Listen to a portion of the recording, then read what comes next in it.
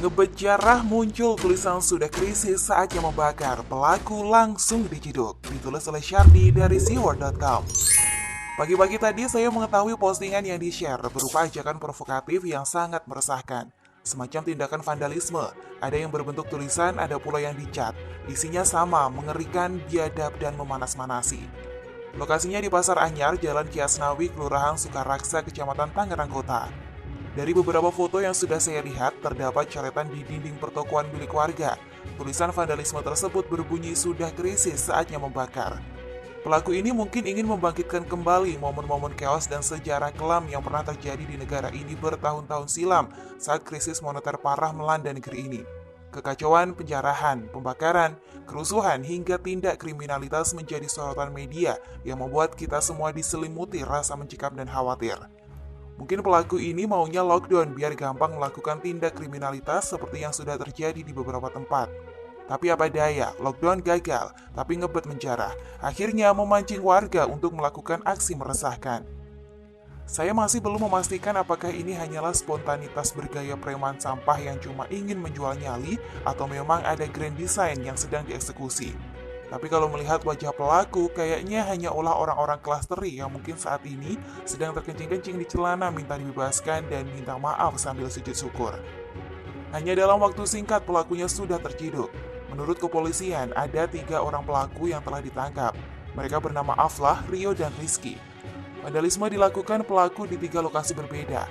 Alat yang mereka gunakan adalah cat semprot. Ada juga ajakan untuk kill the rich dan seruan mati konyol apa mati melawan. Apa bagusnya? Para pelaku ini di lockdown selamanya saja di tempat terpencil di tengah lautan luas, biar gak bisa kabur, biar membusuk di penjara selamanya sebagai orang paling hina.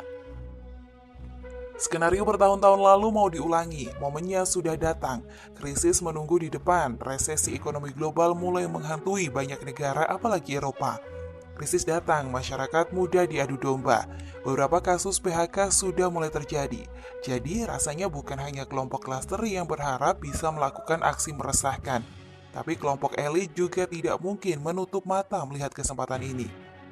Menangani sampah seperti ini tak perlu pakai hati karena tindakannya saja sudah mencerminkan orang yang tak punya hati.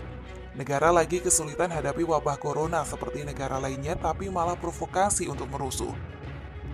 Rasanya memang ada kelompok yang ingin membuat penanganan wabah corona menjadi kacau balau biar rakyat kehabisan kesabaran dan gelap mata.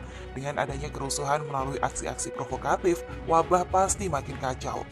Masyarakat makin panik, gelombang riak-riak makin besar dan meluas. Sudah terbaca kemana arah ujung dari semua ini.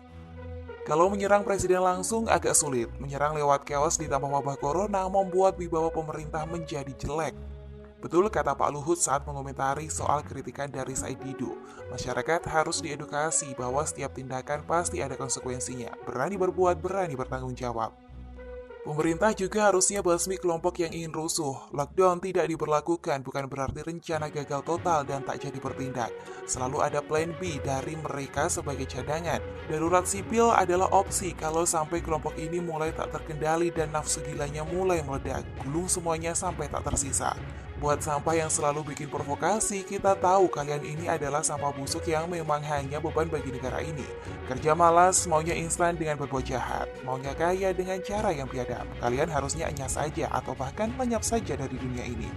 Semua orang juga susah terkena dampak wabah corona. Pengusaha saja banyak yang pusing kepala. Kalian malah provokasi biar negara ini chaos. Selalu kalian enak-enak menjarah dan merampok.